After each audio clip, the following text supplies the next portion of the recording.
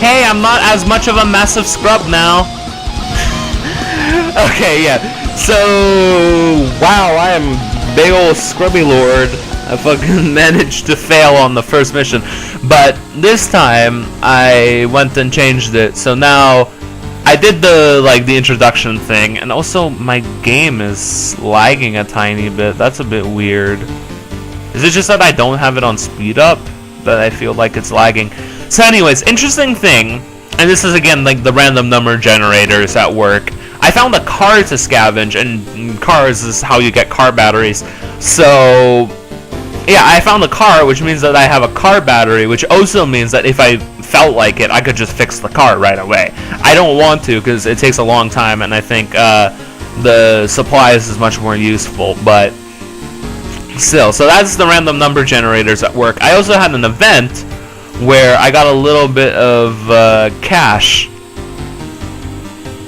and in a similar fashion to, like, yeah, I guess just in a similar fashion to roguelikes, there are various random events. They mostly do good things, although there have been stories that I've seen where apparently people have lost characters doing that, and I think that's like the only time I've ever heard that, oh hey, these random events are bad, is that apparently you can lose characters. But other than that, I see no problem. Also, if we check in our squad, you'll see I got new nicknames. So Sydney is still Sid, although she has a different last name, I think. But now our cop is named Big Boss, which is kind of cool.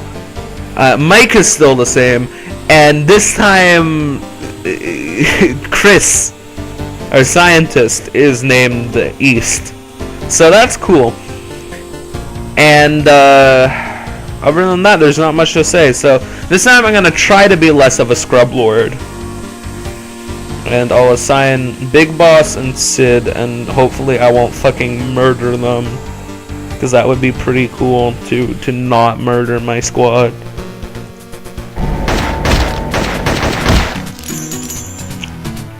So I think my plan this time is gonna be to not move around incessantly. He says as he moves around incessantly.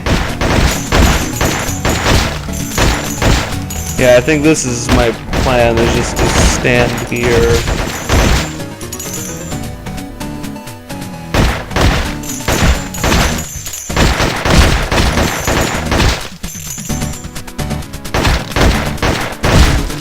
So there's the evasion at work. Oh god, not this again.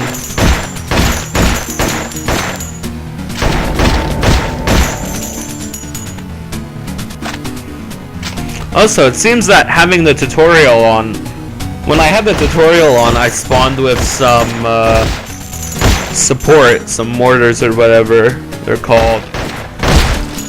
So it seems that when you disable the tutorial, it disables the starting items a little bit. So that's a bit weird, because I saw it disabled like the starting introduction, because there's a little bit. You saw there's a guy at our camp, so when you have the introduction on, he actually says something, and there's a little bit of a funny line. Maybe I'll have like a screenshot or something. Let's have them stand around, then let's go scavenge.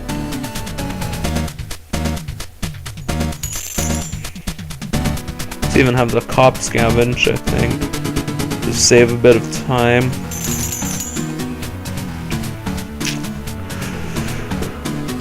I realize that I'm not talking that much.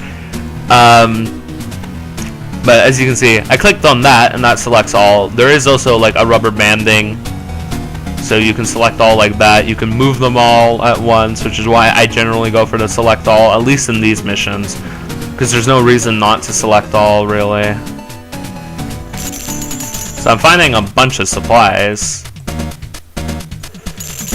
and if there's a sort of complaint that I might make, although I'm not really sure if it's worth making, is that I think supplies are a bit easy to find, because I know that personally when I ended the game, when I ended my first day, and then like my save got deleted because new game, like they updated the game.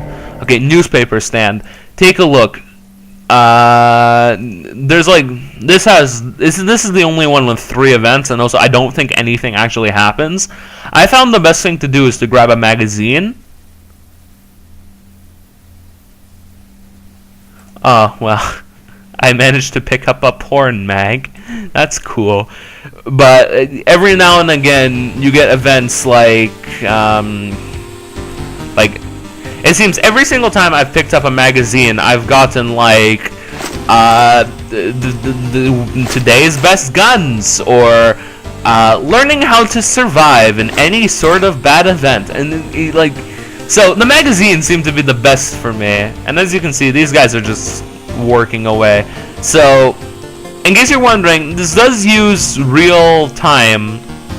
So as you can see, this is ticking down. It seems like every minute in game is 1 second, and you can obviously speed it up and slow it down.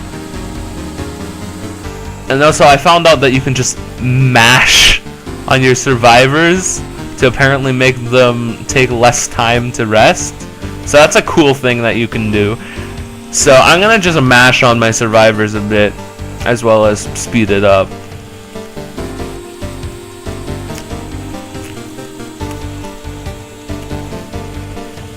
Let's mash on the cop a bit. So yeah, that's one thing that this game has, is that it uses real world time, and I think that's very much something that has to do with the fact that this is based very much as a sort of iOS game. But I'm gonna just mash my cop and not waste time. And then I'm gonna take, this time I think, Mike. I'm gonna take Mike on the mission. So let's unassign Mike. I found that it's just, there's no reason to not take Delta. Or I call him Delta because that's what he was nicknamed in my original game, but there's no reason not to take the cop because he just has the best perk. He generally has the best stats because he has a really high aim stat.